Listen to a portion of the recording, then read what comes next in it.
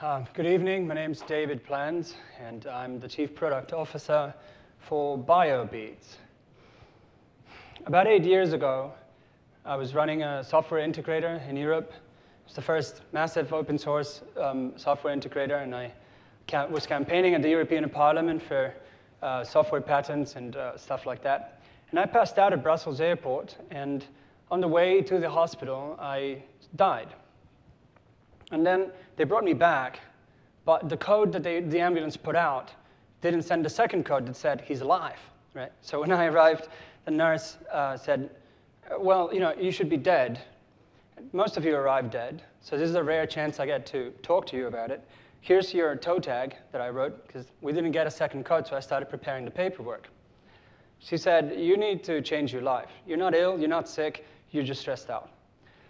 So I went away, left that business, went back to academia. I had done a doctorate in music and artificial intelligence and computer science.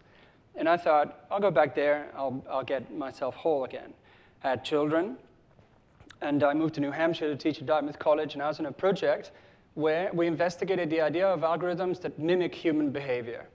And then my son was diagnosed with ADHD, and his teacher said, look, the Ritalin program isn't that scary, it'll really help him. And I thought, even though we're from London, giving a 5-year-old speed would be a bad idea.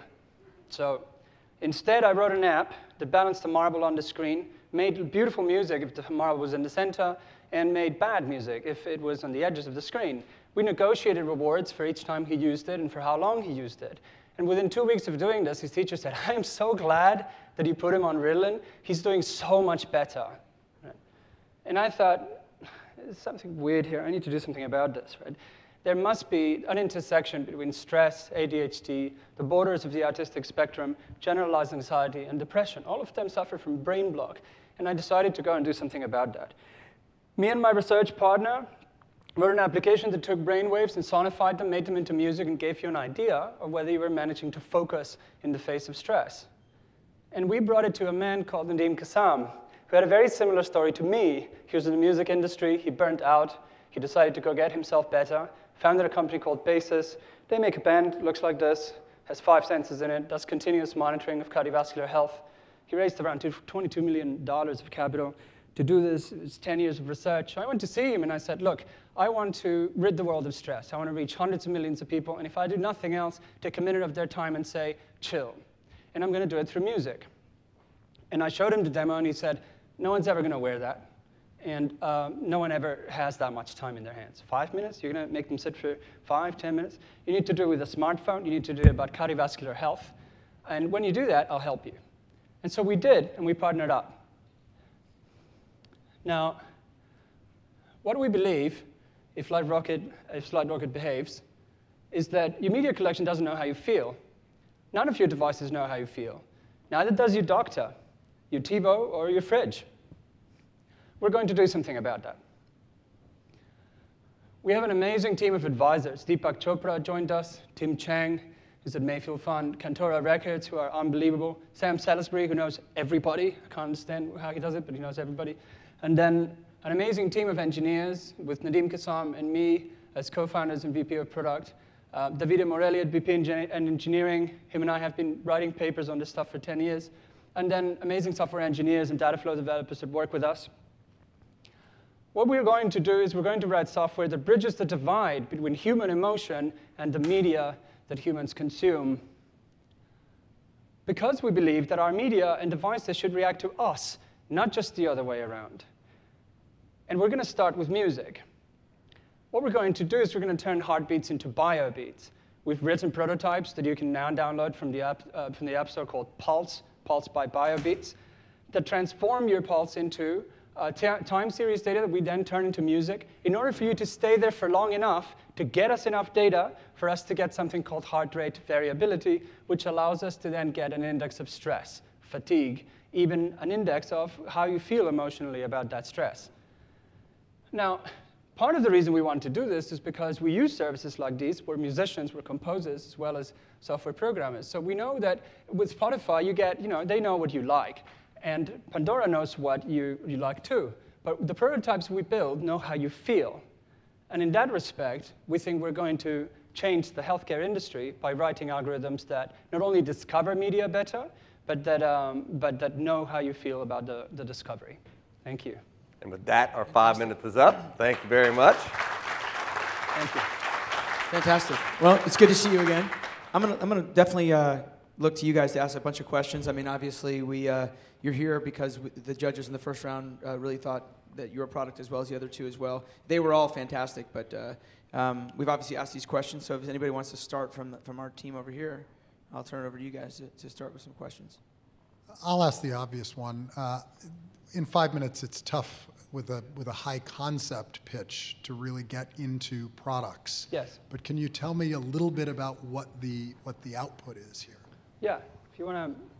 If you think about a product that would allow people to discover music through biometrics, never mind that our purpose is to build the biggest healthcare database in the world, but music is actually the thing we know is going to pull you emotionally enough or long enough for us to get enough data. Nobody has 5 minutes, but you have 5 minutes to listen to a song.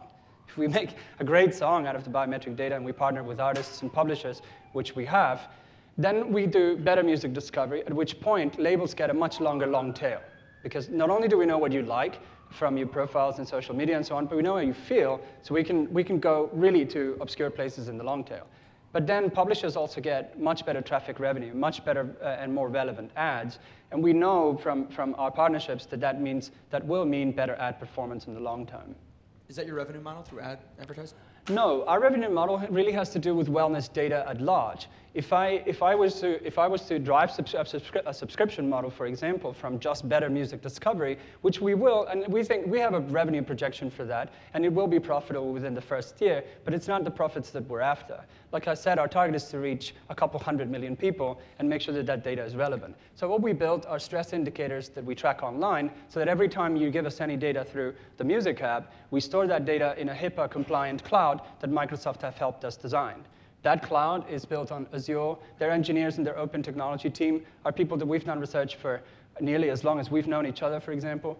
And it's really a biometric database that can then talk to adaptive media services that we broker, like Rdio, like 7 Digital, like Spotify, like Boxfish, that index every spoken word of TV in real time, so that we can do language processing and algorithms that look at what you should be watching on TV, not just music.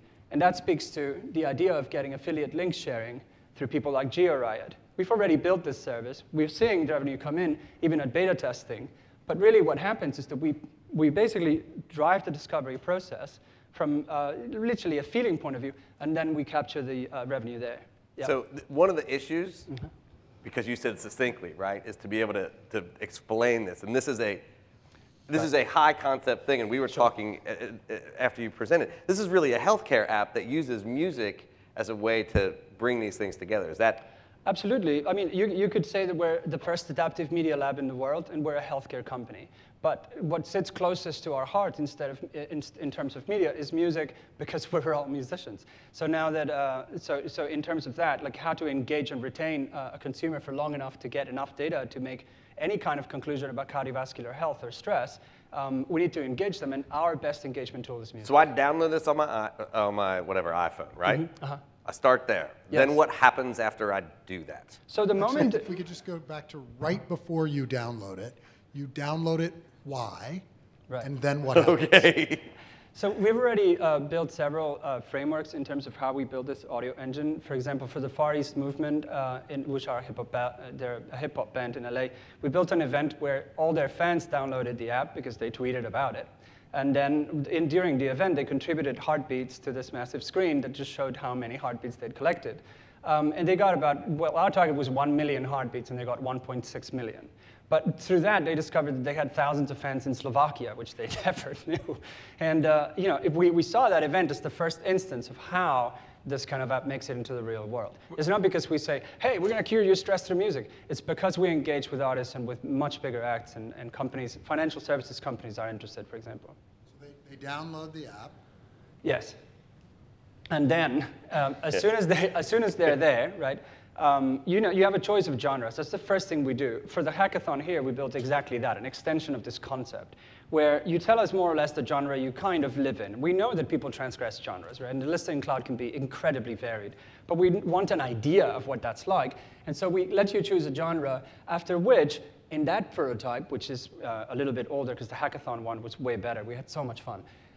In there, we know an index of stress, we know the average BPM. We can start to look for music that's at that average BPM that relates to that level of stress. If you're lethargic, we can activate. If you're seriously stressed out, we can chill out. Are you taking my heart rate? Yes. Okay, so how is that happening with the phone? So what happens in the phone is that we basically shine the LED and we activate the camera. We light up the finger, and at that point, we have an index of the color red. And it's just a database that fills over time with time series data. How much red? More red is blood flowing in, less red is blood flowing out. It's really quite simple in the end. But, and then what happens is as soon as that starts, we start collecting the data. The Microsoft service that we designed essentially captures that data in real time. Luckily, we've been able to broker a HIPAA-compliant agreement, which means that from the first millisecond of data, we're HIPAA-compliant, and we understand the privacy problems and so on. But that's what happens. And as soon as we can light that up and get that data, we know a little bit more about that genre choice and how to influence the listening cloud. Can you talk about what are users saying so far? I'm sorry? What are you learning from your users so far? Well, the first thing we learned is that 5 minutes is an eternity. Right? The first thing that we asked beta testers was 5, 10, and 15 minutes of data, because it turns out that heart rate variability, for clinical diagnostics, you need at least 5 minutes of data. So we thought, that's okay, we'll ask them to stay there for 5 minutes, and that you can't, it's impossible. So the first thing we learned is nobody has 5 minutes. The second thing we learned is that if we really squeezed the data, we could get more or less what we wanted in 1 minute and 10 seconds.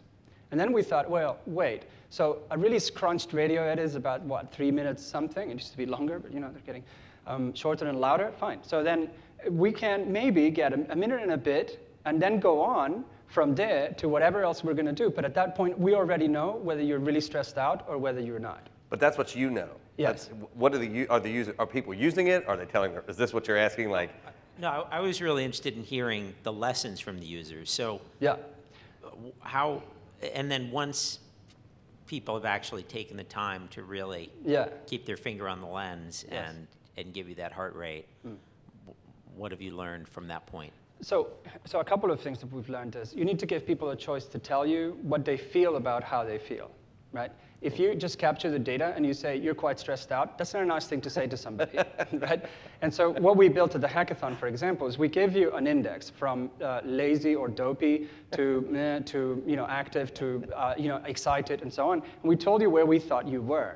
But the interesting bit is not what we think, it's what you feel about how we think you feel, right? So you can slide there and say, yeah, okay, I agree, I'm feeling kind of dopey, but I want to be excited.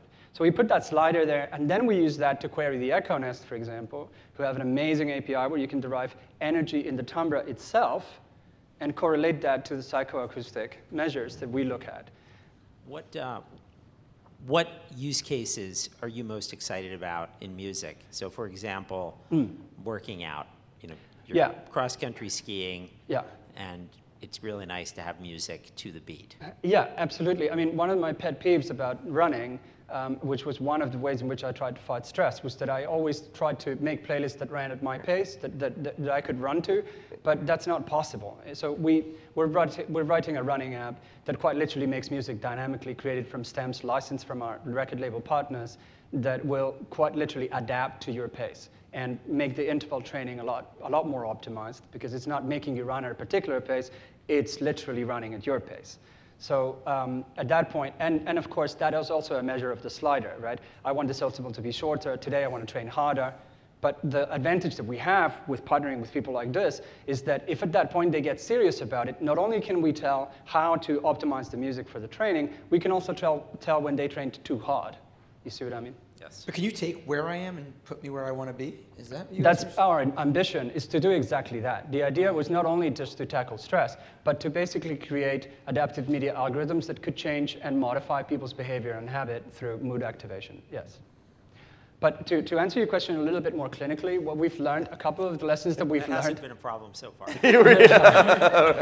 No, true. But actually, interestingly, the more clinical case is the more musical one, which is that there's something fantastic that we see in the activation of stress when people first experience this, which is that they go, whoa, and they kind of separate themselves from it, because it seems intelligent and prosthetic at the same time. And that's really scary. And that, for us, that was a real lesson, because it's like, wait a second. If you want to be helpful, first, don't tell people that they're stressed. And second, don't make them go, I'm not sure. Right? It needs to be immediately emotionally intelligent and approachable and honest. So that's what we learned. It's going to be very hard to do, but we're there. Yeah.